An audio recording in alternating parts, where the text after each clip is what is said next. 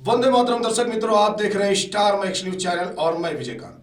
क्षत्रिय एकता mission खाड़ी से पहाड़ी तक। अखिल भारतीय क्षत्रिय महासभा आगामी राष्ट्रीय कार्यकारिणी कार्य समिति बैठक कोर कमेटी आगामी 18 दिसंबर को दोपहर 2 बजे प्रेस क्लब हजरतगंज लखनऊ से निर्धारित एजेंडा पर संपन्न होगी।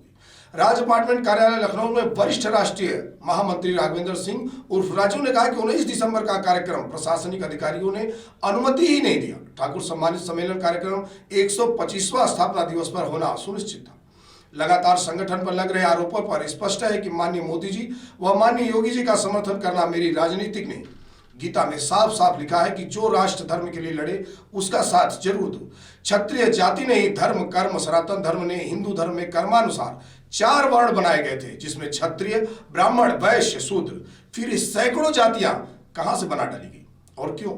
इतिहास गवाह है कि लोकतंत्र में जनता का ही शासन चलना चाहिए। शासन जनता के लिए होना चाहिए। जनता का काम केवल मत देना नहीं, बल्कि सरकार यदि हमारे द्वारा चुनी गई है और हमने बहुमत दिया है तो आज आवश्यकता है कि हमें सरकार को जगाने की, उसकी आंख खोलने की। पिछले दिनों जब सुप्रीम कोर्ट ने कहा कि आरक्षण मौलिक अधिकार नहीं, सब चुप हो गए।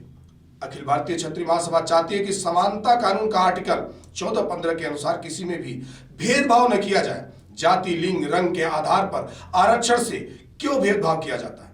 आरक्षण की व्यवस्था तो संविधान में अस्थायी तौर पर शामिल भी नहीं है। लोकतंत्र की एक व्यवस्था वोट बैंक की चिंता करना है। सभी राजनीतिक दल इस मोहपाश से ग्रस्त हैं।